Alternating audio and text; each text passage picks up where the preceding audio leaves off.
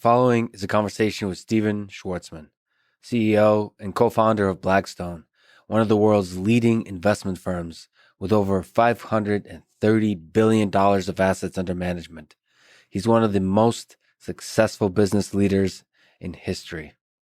I recommend his recent book called What It Takes that tells stories and lessons from his personal journey. Stephen is a philanthropist and one of the wealthiest people in the world, recently signing the Giving Pledge, thereby committing to give the majority of his wealth to philanthropic causes. As an example, in 2018, he donated $350 million to MIT to help establish its new College of Computing, the mission of which promotes interdisciplinary, big, bold research in artificial intelligence. For those of you who know me, know that MIT is near and dear to my heart, and always will be. It was and is a place where I believe big, bold, revolutionary ideas have a home. And that is what is needed in artificial intelligence research in the coming decades. Yes, there's institutional challenges, but also there's power in the passion of individual researchers, from undergrad to PhD, from young scientists to senior faculty. I believe the dream to build intelligent systems burns brighter than ever in the halls of MIT. This conversation was recorded recently, but before the outbreak of the pandemic. For everyone feeling the burden of this crisis, I'm sending love your way. Stay strong. We're in this together. This is the Artificial Intelligence Podcast. If you enjoy it, subscribe on YouTube, review it with 5 stars on Apple Podcasts, support it on Patreon, or simply connect with me on Twitter at Lex Fridman, spelled Fridman. As usual, I'll do a few minutes of ads now and never any ads in the middle that can break the flow of the conversation. I hope that works for you and doesn't hurt the listening experience. Quick summary of the ads. 2 sponsors, Masterclass and ExpressVPN. Please consider supporting the podcast by signing up to Masterclass at masterclass.com/Lex and getting ExpressVPN at expressvpn.com/LexPod. This show is sponsored by Masterclass. Sign up at masterclass.com/Lex to get a discount and support this podcast. When I first heard about Masterclass, I thought it was too good to be true. For $180 a year, you get an all-access pass to watch courses from, to list some of my favorites, Chris Hadfield on space exploration, Neil deGrasse Tyson on scientific thinking and communication, Will Wright, creator of SimCity and Sims, on game design, Carlos Santana on guitar, Gary Kasparov on chess, Daniel Negreanu on poker, and many, many more. Chris Hadfield explaining how rockets work and the experience of being launched into space alone is worth the money. By the way, you can watch it on basically any device. Once again, sign up at masterclass.com/Lex to get a discount and to support this podcast. This show is sponsored by ExpressVPN. Get it at expressvpn.com/LexPod to get a discount and to support this podcast. I've been using ExpressVPN for many years. I love it. It's easy to use. Press the big power on button and your privacy is protected. And if you like, you can make it look like your location is anywhere else in the world. I might be in Boston now, but I can make it look like I'm in New York, London, Paris, or anywhere else in the world. This has a large number of obvious benefits. Certainly, it allows you to access international versions of streaming websites like the Japanese Netflix or the UK Hulu. ExpressVPN works on any device you can imagine. I use it on Linux, shout out to Ubuntu 2004, Windows, Android, but it's available everywhere else too. Once again, get it at expressvpn.com/LexPod to get a discount and to support this podcast. And now, here's my conversation with Stephen Schwarzman.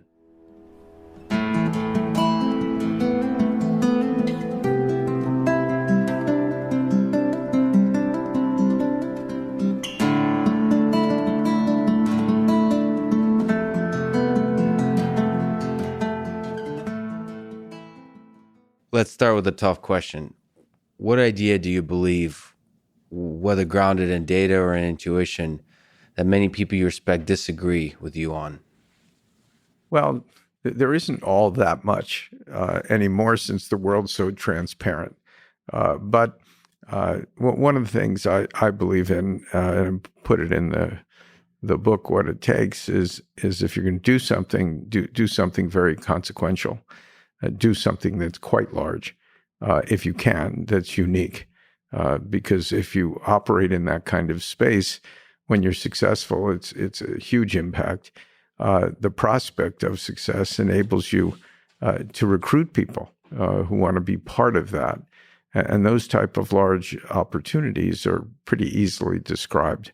And so not everybody likes to operate at scale. Some people like to do small things because it is meaningful for them emotionally. And so occasionally you get a disagreement on that, but those are life choices rather than commercial choices. That's interesting. What good and bad comes with going big? So we often in America think big is good.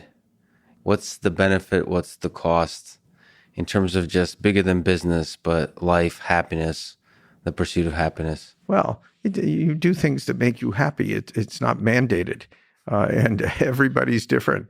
And some people, if they have talent, like playing pro football, other people just like throwing the ball around, not even being on a team. What's better? Depends what your objectives are, depends what your talent is, depends, what gives you joy. So in terms of going big, is it both for impact on the world and because you personally gives you joy? Well, it makes it easier to succeed, actually, because if you catch something, for example, that's cyclical, that's a huge opportunity, then you usually can find some place within that huge opportunity where you can make it work. If you're prosecuting a really small thing and you're wrong, you don't have many places to go. So I've always found that the easy place to be, and the ability where you can concentrate human resources, get people excited about doing like really impactful big things, and you can afford to pay them, actually, because the bigger thing can generate much more in the way of financial resources. So that brings people out of talent to help you, and so altogether it's a virtuous circle, I think. How do you know an opportunity when you see one in terms of the one you want to go big on? Is it intuition? Is it facts? Is it back and forth deliberation with people you trust? What's the process? Is it art? Is it science? Well, it's pattern recognition. And how do you get to pattern recognition? First, you need to understand the patterns and the changes that are happening. And that's either it's observational on some level. You can call it data, or you can just call it listening to unusual things that people are saying that they haven't said before. And I've always tried to describe this. It's like seeing a piece of white lint on a black dress, but most people disregard that piece of lint. They just see the dress. I always see the lint, and I'm fascinated by how did something get someplace it's not supposed to be. So it doesn't even need to be a big discrepancy, but if something shouldn't be someplace in a constellation of facts that sort of made sense in a traditional way, I've learned that if you focus on why one discordant note is there, that's usually a key to something important. And if you can find two of those discordant notes, that's usually a straight line to someplace. And that someplace is not where you've been. And usually when you figure out that things are changing or have changed and you describe them, which you have to be able to do because it's not some odd intuition, it's just focusing on facts. It's almost like a scientific discovery, if you will. when you describe it to other people in the real world, they tend to do absolutely nothing about it. And that's because humans are comfortable in their own reality. And if there's no particular reason at that moment to shake them out of their reality, they'll stay in it, even if they're ultimately completely wrong. And I've always been stunned that when I explain where we're going, what we're doing, and why, almost everyone just says, that's interesting. And they continue doing what they're doing.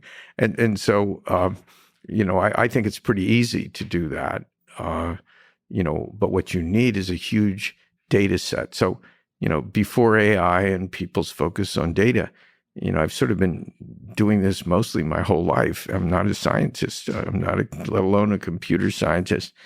And, you can just hear what people are saying. And when somebody says something or you observe something that simply doesn't make sense, that's when you really go to work. The rest of it's just processing. So, on a quick tangent, pattern recognition is a term often used throughout the history of AI. That's the goal of artificial intelligence, is pattern recognition, right? But there's, I would say, various flavors of that. So usually pattern recognition refers to the process of the what you said, dress and the lint on the dress. Pattern recognition is very good at identifying the dress, as looking at the pattern that's always there, that's very common, and so on. You almost referred to a pattern that's like what's called outlier detection in computer science, right? The rare thing, the small thing. Now, AI is not often good at that.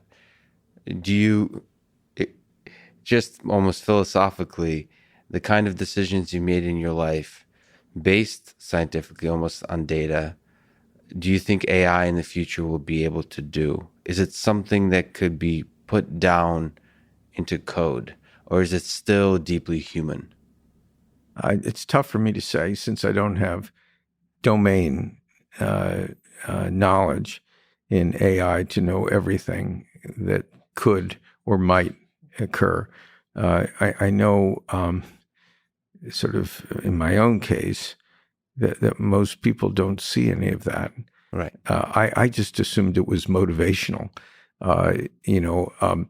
but it's also sort of it's hard wiring.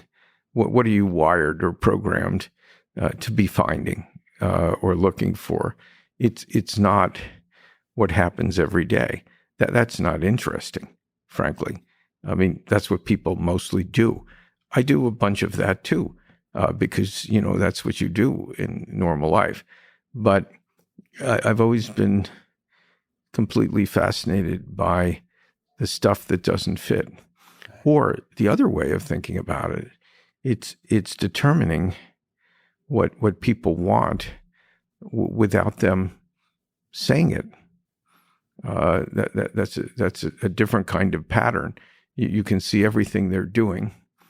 There's a missing piece. They don't know it's missing.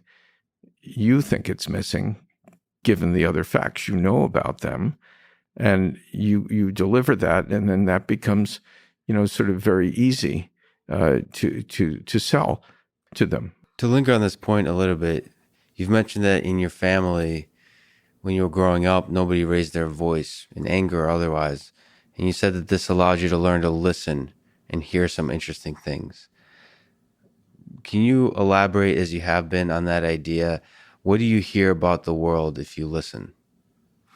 Well, you have to listen really intensely to understand what people are saying, as well as what people are intending, because it's not necessarily the same thing.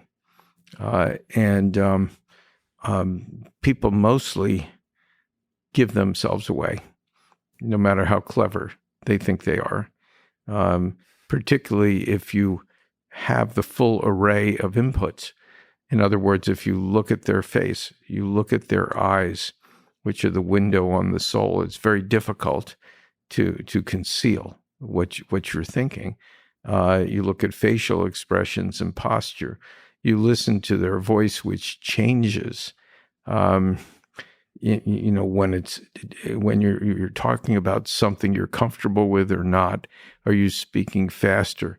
Is the amplitude of what you're saying higher? Most people just give away what's really on their mind. They're not that clever.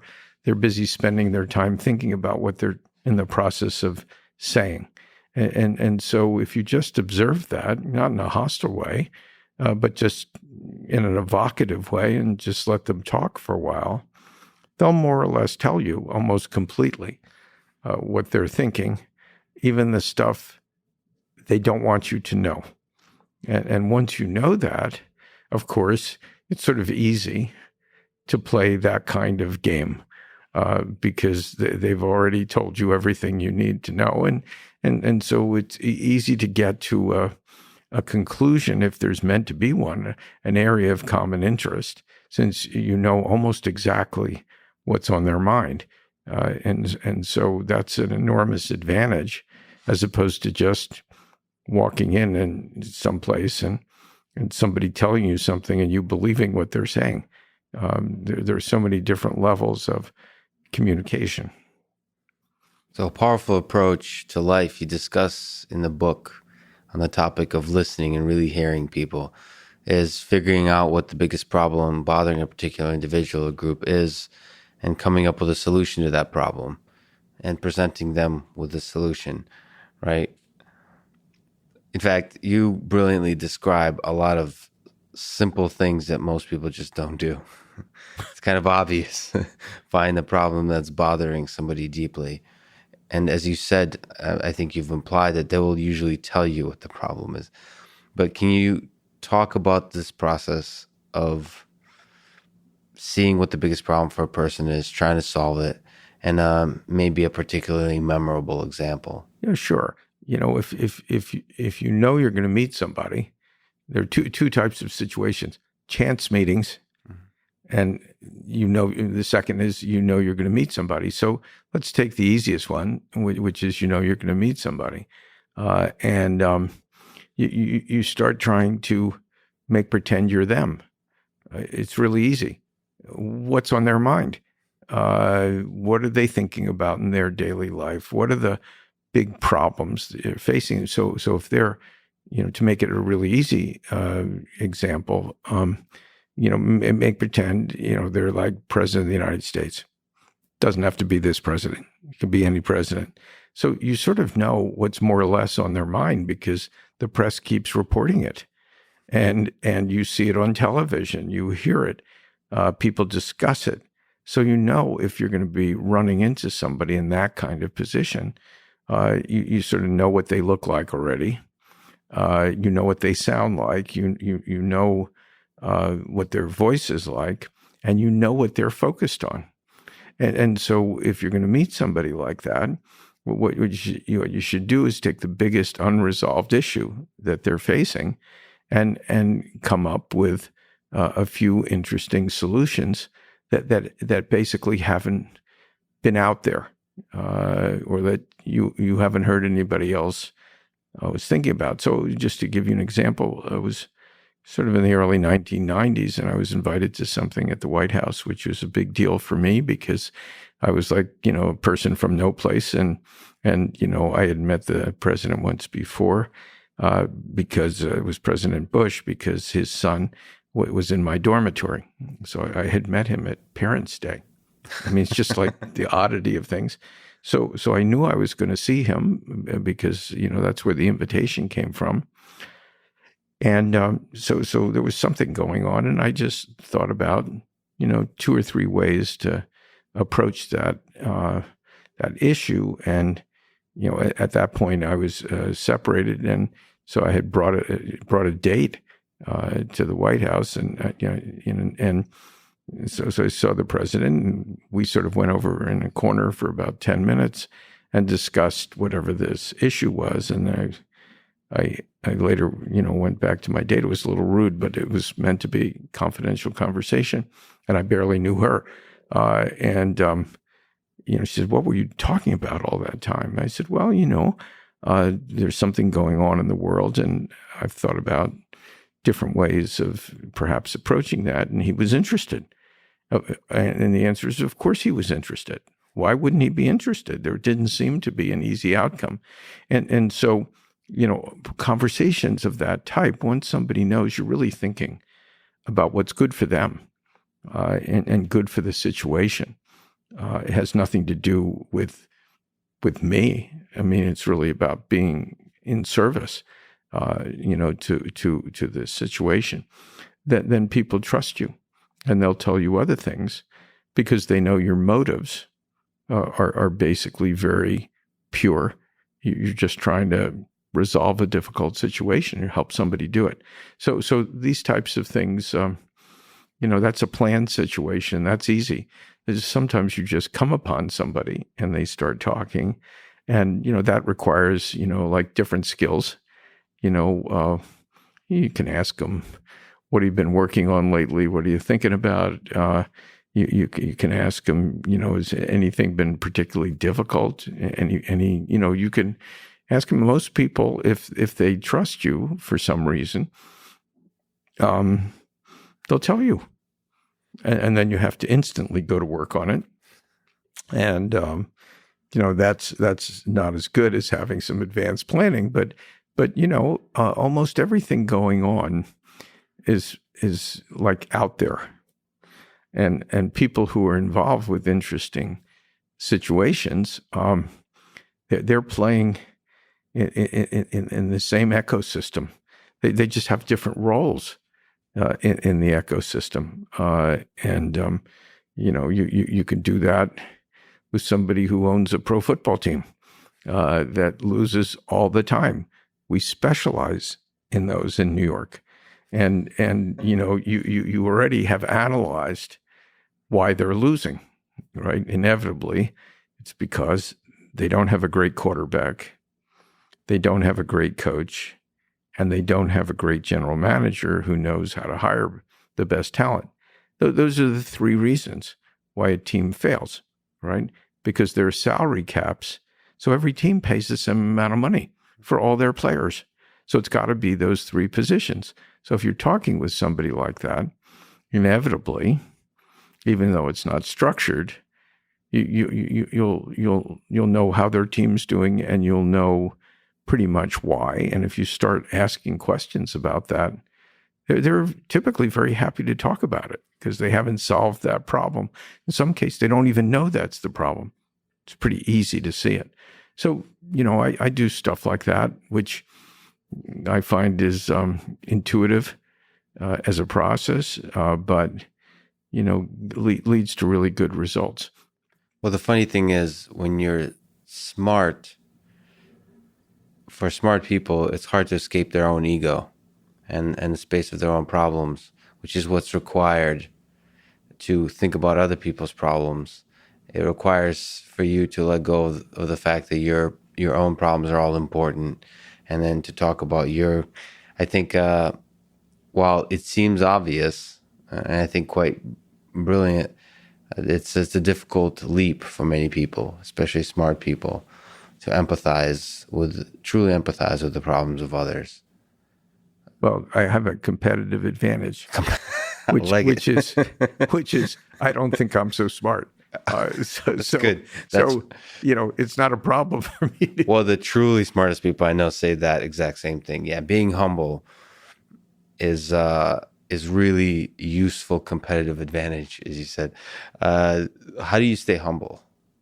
Well, I haven't changed much since I was in my mid-teens. I was raised partly in the city and partly in the suburbs, and whatever the values I had at that time, those are still my values. I call them like middle-class values. That's how I was raised. I've never changed. Why would I?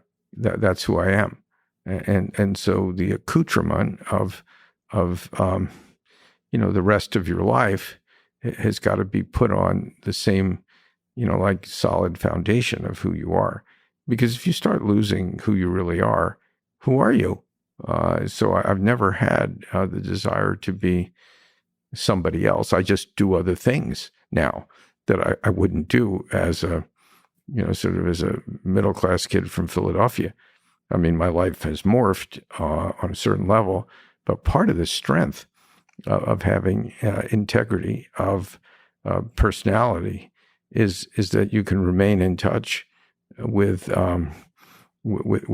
everybody who's comes from that kind of background.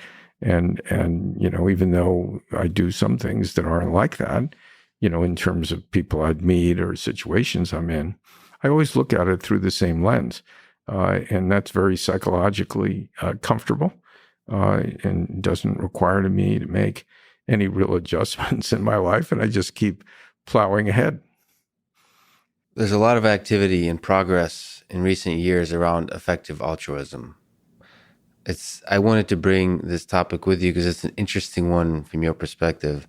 You can put it in any kind of terms, but it's philanthropy that focuses on maximizing impact. How do you see the goal of philanthropy, both from a personal motivation perspective and a societal big picture impact perspective? Yeah, I don't think about philanthropy the way you would expect me to.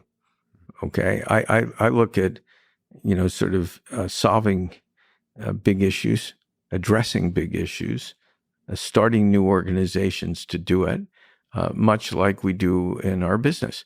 We keep growing our business, not by taking the original thing and making it larger, but continually seeing new things and building those and sort of marshaling financial resources, human resources, and in our case, because we're in the investment business, we find something new that looks like it's going to be terrific.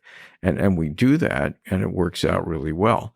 All I do in what you would call philanthropy is look at other opportunities to help society. And I end up starting something new, marshaling people, marshaling a lot of money. And then at the end of that kind of creative process, so somebody typically asks me to write a check. I don't wake up and say, how can I give large amounts of money away? I look at issues that are important for people. In some cases, I do smaller things because it's important to a person. And I have, sort of, I can relate to that person. There's some unfairness that's happened to them. And so in situations like that, I'd give money anonymously and help them out. And, it's like a miniature version of addressing something really big. So, at MIT, I've done a big thing, helping to start this new school of computing. And I did that because, I saw that there's sort of like a global race on in AI, quantum, and other major technologies. And I thought that the U.S. could use more enhancement from a competitive perspective. And I also, because I get to China a lot and I travel around a lot compared to a regular person, I can see the need to have control of these types of technologies. So when they're introduced, we don't create a mess like we did with the internet and with social media, unintended consequence, that's creating all kinds of issues and freedom of speech and the functioning of liberal democracies. So with AI, it was pretty clear that there was enormous difference of views around the world by the relatively few practitioners in the world who really knew what was going on. And by accident, I knew a bunch of these people, who were like big famous people. And I could talk to them and say, why do you think this is a force for bad?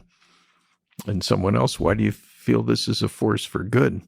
And how do we move forward with the technology, but by the same time, make sure that whatever is potentially, sort of on the bad side of this technology with, for example, disruption of workforces and things like that could happen much faster than the Industrial Revolution. What do we do about that? And how do we keep that under control so that the really good things about these technologies, which will be great things, not good things, are allowed to happen. So to me, this was one of the great issues facing society. The number of people who were aware of it were very small. I just accidentally got sucked into it. And as soon as I saw it, I went, oh my God, this is mega. Yeah. Both on a competitive basis globally, but also in terms of protecting society and benefiting society. So that's how I got involved. And at the end, sort of the right thing that we figured out was, sort of to double MIT's computer science faculty and basically create the first AI-enabled university in the world, and in effect be an example, a beacon to the rest of the research community around the world academically, and create a much more robust U.S. Competitive situation among universities, because if MIT was going to raise a lot of money and double its faculty, well, you could bet that, in a number of other universities were going to do the same thing. At the end of it, it would be great for knowledge creation, great for the United States, great for the world. And so I like to do things that I think are really positive, things that other people aren't acting on, that I see for whatever the reason. First, it's just people I meet and what they say, and I can recognize when something really profound is about to happen or needs to, and I do it. And at the end of the situation, somebody says, "Can you write a check to help us?" And then the answer is sure. I mean, because if I don't, the vision won't happen. But it's the vision of whatever I do that is compelling. And essentially, I love that idea of whether it's small at the individual level or really big, like the gift to MIT to launch the College of Computing. It starts with a vision, and you see philanthropy as the biggest impact you can have is by launching something new, right? Especially on an issue that others aren't really addressing.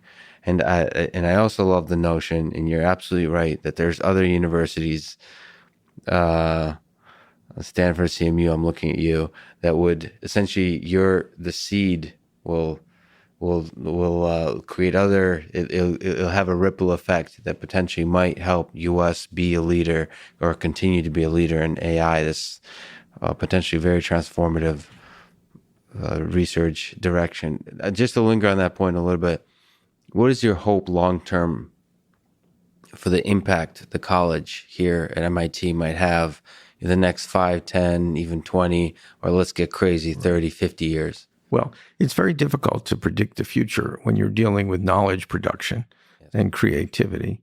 MIT has obviously some unique aspects, globally, and there's 4 big sort of academic surveys. I forget whether it was QS. There's the Times in London, the U.S. News, and whatever. And one of these recently, MIT was ranked number 1 in the world. Yeah. Right. So leave aside whether you're number 3 somewhere else. In the great sweep of humanity, this is pretty amazing. Yeah. Right. So you have a really remarkable aggregation of human talent here. And where it goes, it's hard to tell. You have to be a scientist to have the right feel. But what's important is you have a critical mass of people, and I think it breaks into 2 buckets.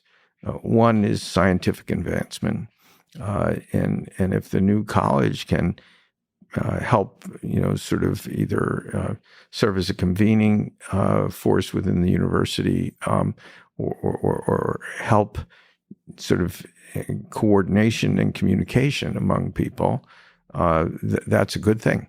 Um, absolute good thing. The second thing is in the AI ethics area, which is in a way equally important, because if the science side creates blowback, so that science is you know a bit crippled in terms of going forward, because society's reaction to knowledge advancement in this field becomes really hostile, then you've sort of lost the game in terms of scientific progress and innovation. And so the AI ethics piece is super important, because in a perfect world, MIT would serve as a global convener, because what you need is you need the research universities, you need the companies that are driving AI and quantum work. You need governments who will ultimately be regulating certain elements of this. And you also need the media to be knowledgeable and trained, so we don't get overreactions to one situation, which then goes viral, and it ends up shutting down avenues that are perfectly fine, to be walking down or running down that avenue. But if enough discordant information, not even correct necessarily, sort of gets sort of is pushed around society, then you can end up with a really hostile regulatory environment and other things. So you have four drivers that have to be integrated. And so if the new school of computing can be really helpful in that regard, then that's a real service to science, and it's a service to MIT. So that's why I wanted to get involved for both areas. And the hope is, for me, for others, for everyone, for the world, is for this particular College of Computing to be a beacon and a connector for the for these ideas. Yeah, that's right. I mean, I think MIT is perfectly positioned to do that. So you've mentioned the media, social media, the internet as this complex network of communication with flaws. Perhaps you can speak to them. But I personally think that science and technology has its flaws, but ultimately is one, sexy, exciting. It's the way for us to explore and understand the mysteries of our world. And two, perhaps more importantly for some people, it's a really powerful way to grow the economy, to improve the quality of life for everyone. So how do you see the media, social media, the internet as a society having healthy discourse about science? First of all, one that's factual, and two, one that's finds science exciting, that invests in science, that pushes it forward, especially in this science fiction, fear-filled field of artificial intelligence. Well, I think that's a little above my pay grade, because trying to control social media to make it do what you want to do Sure. Appears to be beyond almost anybody's control. And the technology is being used to create what I call the tyranny of the minorities. Okay, a minority is defined as, two or three people on a street corner.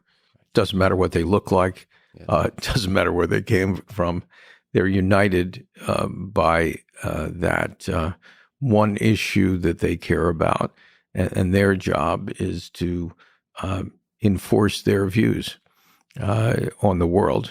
And in the political world, people just are manufacturing truth and they throw it all over, and it affects all of us. Sometimes people are just hired to do that. I mean, it's amazing. And you think it's one person, it's really, just sort of a front, for a particular point of view. And this has become exceptionally disruptive for society, and it's dangerous, and it's undercutting, the ability of liberal democracies to function. And I don't know how to get a grip on this. And I was really surprised when we was up here for the announcement last spring of the College of Computing, and they had all these famous scientists, some of whom were involved with the invention of the internet. And almost every one of them got up and said, I think I made a mistake. And as a non-scientist, I never thought I'd hear anyone say that. And what they said is, more or less, to make it simple, we thought this would be really cool, inventing the internet. We could connect everyone in the world. We can move knowledge around. It was instantaneous. It's a really amazing thing. He said, I don't know that there was anyone who ever thought about social media coming out of that and the actual consequences for people's lives. So there's always some younger person. I just saw one of these yesterday. It's reported on the national news who killed himself when people use social media to basically, sort of ridicule him or something of that type. This is dead. This is dangerous. So I don't have a solution for that other than going forward. You can't end up with this type of outcome using AI. To make this kind of mistake twice is unforgivable. So interestingly, at least in the West and parts of China, people are quite sympathetic to sort of the whole concept of AI ethics and what gets introduced when, and cooperation within your own country, within your own industry, as well as globally, to make sure that the technology is a force for good. On that really interesting topic, since 2007, you've had a relationship with senior leadership with a lot of people in China, and an interest in understanding modern China, their culture, their world. Much like with Russia, I'm from Russia originally, Americans are told a very narrow, one-sided story about China that I'm sure misses a lot of fascinating complexity, both positive and negative. What lessons about Chinese culture, its ideas as a nation, its future, do you think Americans should know about, deliberate on, think about? Well, it's sort of a wide question that you're asking about. China's a pretty unusual place. First, it's huge. It's physically huge. It's got 1.3 billion people, and the character of the people isn't as well understood in the United States. Chinese people are amazingly energetic. If you're one of 1.3 billion people, one of the things you got to be focused on is how do you make your way, through a crowd of 1 billion, 2.99999 other people. Another word for that is competitive. Yes, they are individually highly energetic, highly focused, always looking for some opportunity for themselves, because they need to, because there's an enormous amount of just literally people around. And so, what I've found is they'll try and find a way to win for themselves. And their country is complicated because it basically doesn't have the same kind of functional laws that we do in the United States and the West, and the country is controlled really through a web of relationships you have with other people, and the relationships that those other people have with other people. So it's an incredibly dynamic culture where if somebody knocks somebody up on the top who's 3 levels above you and is in effect protecting you, then you're like a sort of a floating molecule there, without tethering, except the 1 or 2 layers above you, but that's going to get affected.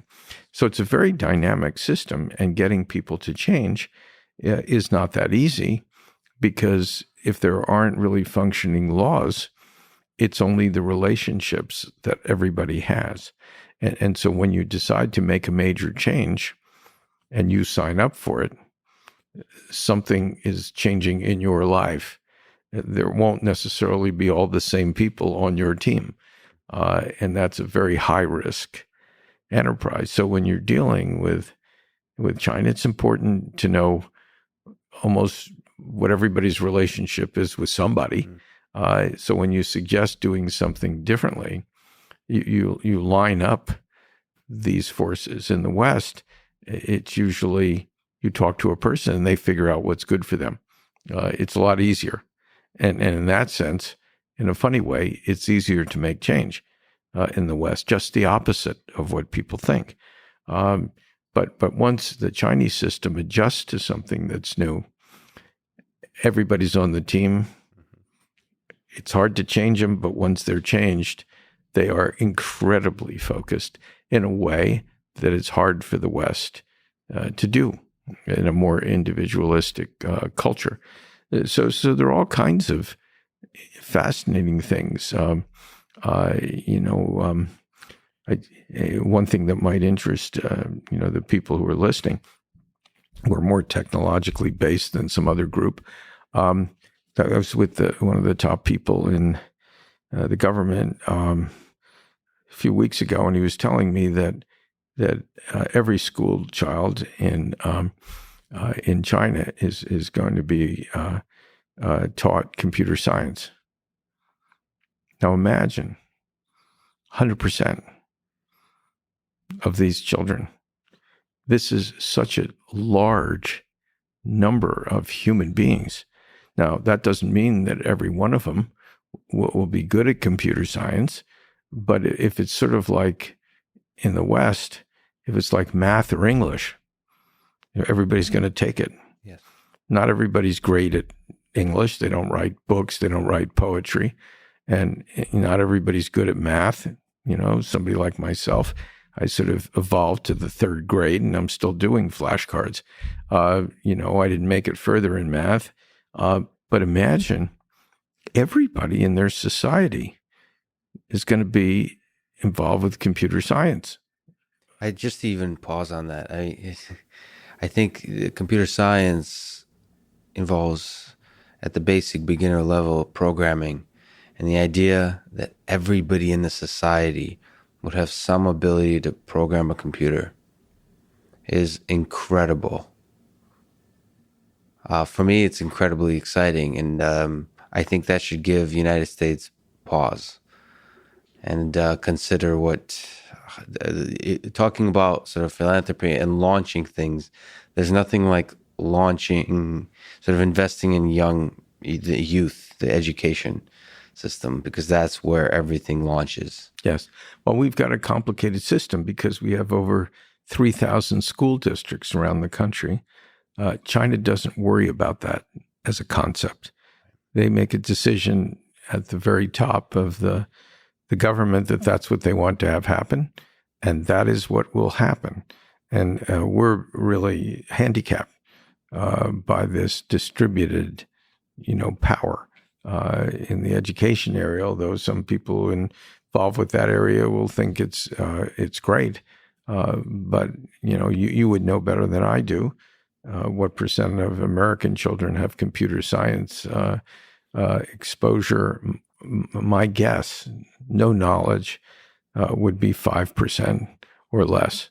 And if we're going to be going into a world where the other major economic power, sort of like ourselves, is got like 100%, and we got 5%, and the whole computer science area is the future, then we're purposely or accidentally actually handicapping ourselves, and our system doesn't allow us to adjust quickly to that. So, issues like this, I find fascinating. And, if you're lucky enough to go to other countries, which I do, and you learn what they're thinking, then it informs what we ought to be doing in the United States.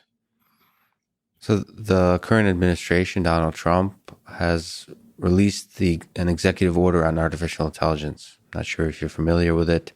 In 2019, looking several years ahead, how does America we've mentioned in terms of the big impact we hope your investment at MIT will have a ripple effect, but from a federal perspective, from a government perspective, how does America establish, with respect to China, leadership in the world at the top for research and development in AI? Yeah, I think that you have to get the federal government in the game in a big way, and that this leap forward technologically, which is going to happen with or without us, really should be with us. And it's an opportunity, in effect, for another moonshot kind of mobilization by the United States. I think the appetite actually is there to do that. At the moment, what's getting in the way is the kind of poisonous politics we have. But if you go below the lack of cooperation, which is almost the defining element of American democracy right now in the Congress, if you talk to individual members, they get it, and they would like to do something. Another part of the issue is we're running huge deficits. We're running $1 trillion plus deficits. So how much money do you need for this initiative? Where does it come from? Who's prepared to stand up for it? Because if it involves taking away resources from another area, our political system is not real flexible to do that. If you're creating this kind of initiative, which we need, where does the money come from? And trying to get money when you've got $1 trillion deficits, in a way, could be easy. What's the difference of $1 trillion and $1 trillion, a little more?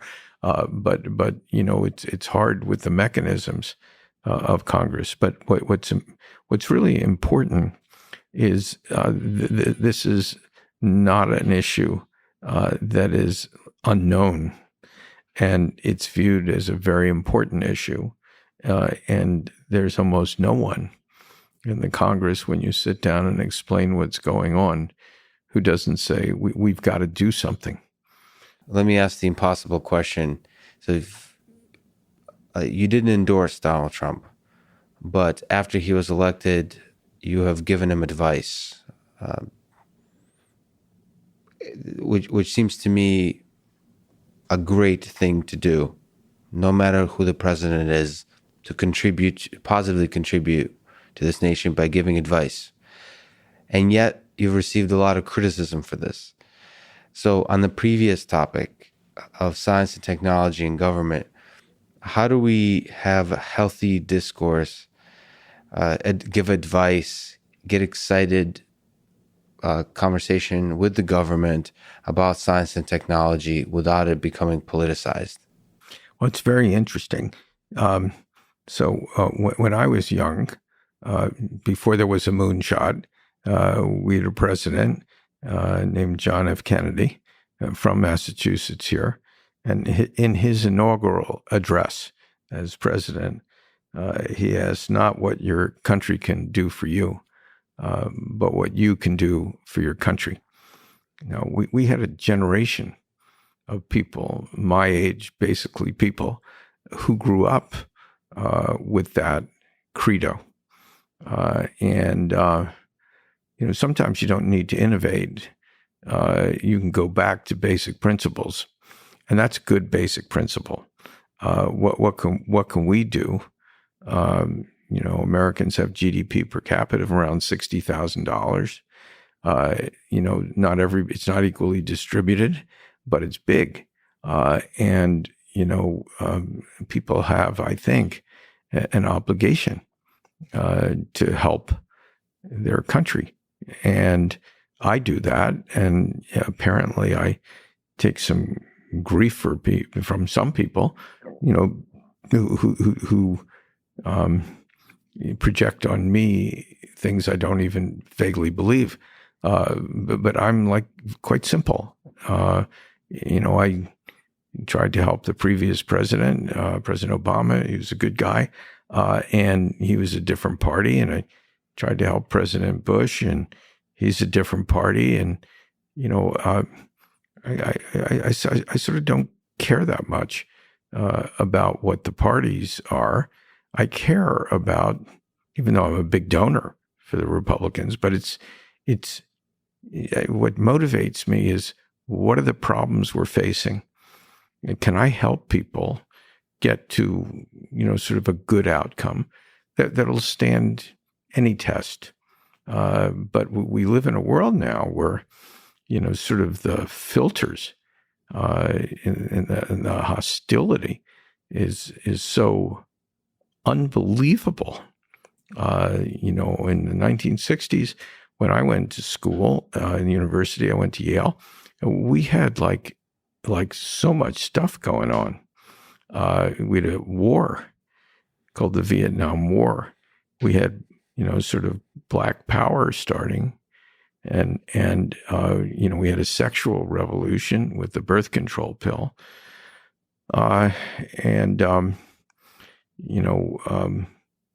There was one other major thing going on, and the drug revolution.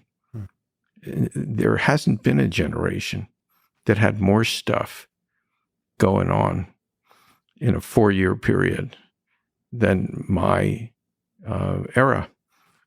Yet, there wasn't this kind of instant hostility if you believed something different. Everybody lived together and respected the other person. And I think that, this type of change needs to happen, and it's got to happen from the leadership of our major institutions.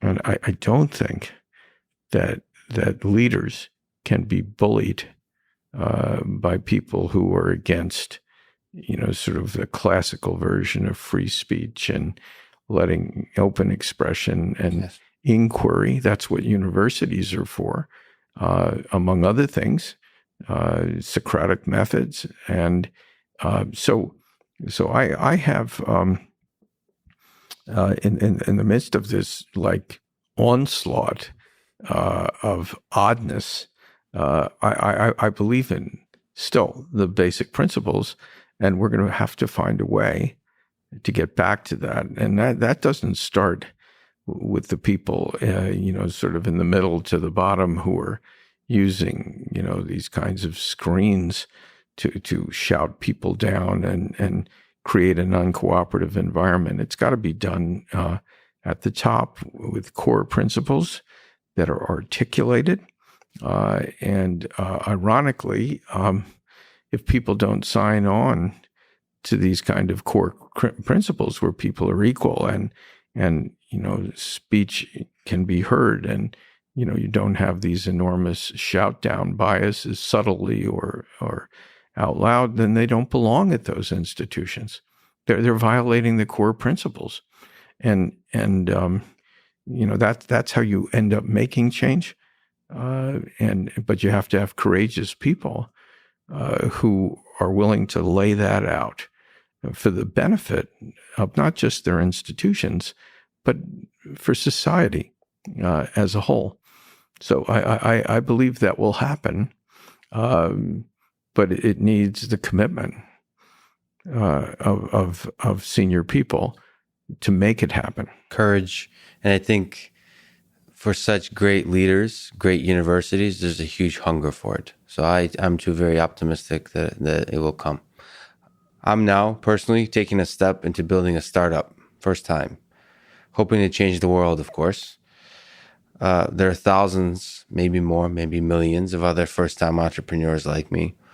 What advice, you've gone through this process, you've talked about the suffering, the emotional turmoil it all might entail. What advice do you have for those people taking that step? I'd say it's a rough ride, and you have to be psychologically prepared for things going wrong with frequency. You have to be prepared to be put in situations where you're being asked to solve problems you didn't even know those problems existed. For example, renting space.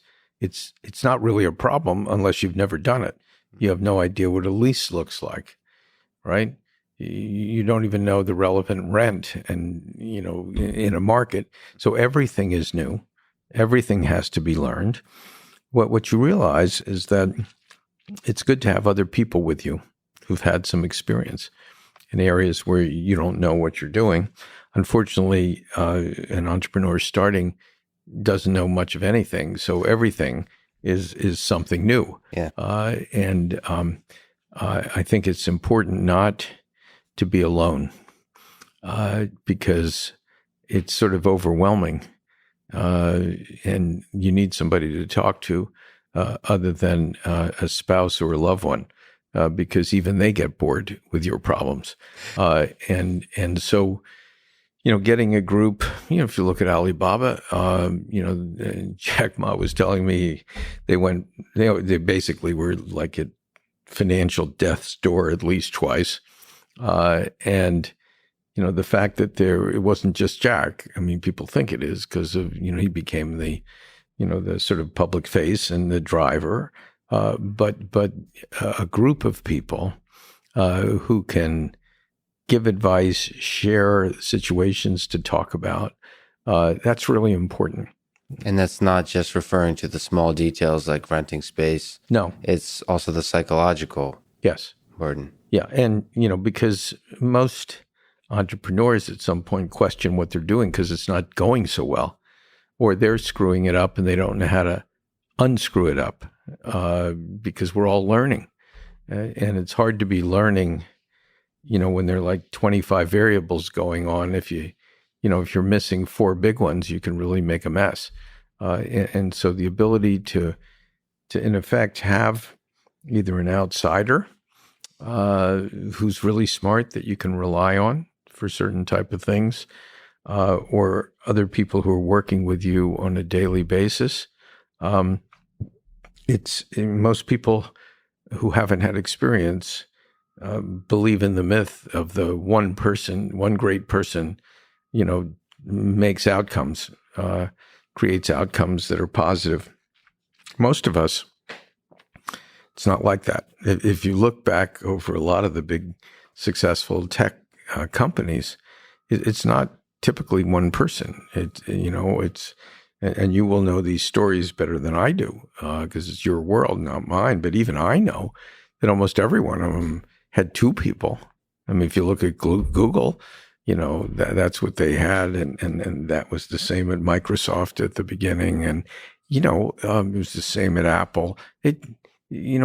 People have different skills and they need to play off of other people. So the advice that I would give you is make sure you understand that so you don't head off in some direction as a lone wolf and find that either you can't invent all the solutions or you make bad decisions on certain types of things. This is a team sport. Entrepreneur means you're alone, in effect, and that's the myth. but it's mostly a myth. Yeah, I think, and you talk about this in your book, and I could talk to you about it forever. The harshly self-critical aspect to your personality and to mine as well in the face of failure. It's a powerful tool, but it's also a burden that's very interesting to walk that line. But let me ask, in terms of people around you, in terms of friends, in the bigger picture of your own life, where do you put the value of love, family, friendship in the big picture journey of your life? Well, ultimately, all journeys are alone. It's great to have support. And when you go forward and say your job is to make something work, and that's your number one priority, and you're going to work at it to make it work, it's like superhuman effort. People don't become successful as part-time workers. It doesn't work that way. And if you're prepared to make that 100 to 120% effort, you're going to need support, and you're going to have people involved with your life who understand that that's really part of your life. Sometimes you're involved with somebody and they don't really understand that, and that's a source of sort of conflict and difficulty. But if you're involved with the right people, whether it's a sort of dating relationship or sort of spousal relationship, you have to involve them in your life, but not burden them with every sort of minor triumph or mistake. They actually get bored with it after a while. And so you have to set up different types of ecosystems. You have your home life, you have your love life, you have children, and that's like the enduring part of what you do. And then on the other side, you've got the sort of unpredictable nature of this type of work. What I say to people at my firm who are younger, usually, well, everybody's younger, but people who are of an age where they're just having their first child, or maybe they have two children, that it's important to make sure they go away with their spouse at least once every 2 months to just some lovely place where there are no children, no issues. Sometimes once a month if they're sort of energetic and clever, and that Escape the craziness of it all. Yeah, and reaffirm your values as a couple, and you have to have fun. If you don't have fun with the person you're with, and all you're doing is dealing with issues, then that gets pretty old, and so you have to protect the fun element of your life together. And the way to do that isn't by hanging around the house and dealing with, sort of more problems. You have to get away and reinforce and reinvigorate your relationship. And whenever I tell one of our younger people about that, they sort of look at me and it's like the scales are falling off of their eyes and they're saying, geez, I hadn't thought about that. I'm so enmeshed in all these things, but that's a great idea. And that's something as an entrepreneur, you also have to do. You just can't let relationships slip because you're half overwhelmed. Beautifully put. And I think there's no better place to end it. Steve, thank you so much. I really appreciate it. It was an honor to talk to you. My pleasure. Thanks for listening to this conversation with Steven Schwarzman. And thank you to our sponsors, ExpressVPN and Masterclass. Please consider supporting the podcast by signing up to Masterclass at masterclass.com/Lex and getting ExpressVPN at expressvpn.com/LexPod. If you enjoy this podcast, subscribe on YouTube, review it with 5 stars on Apple Podcasts, support it on Patreon, or simply connect with me on Twitter at Lex Fridman. And now, let me leave you with some words from Steven Schwarzman's book, What It Takes. It's as hard to start and run a small business as it is to start a big one. You will suffer the same toll financially and psychologically as you bludgeon it into existence. It's hard to raise the money and to find the right people.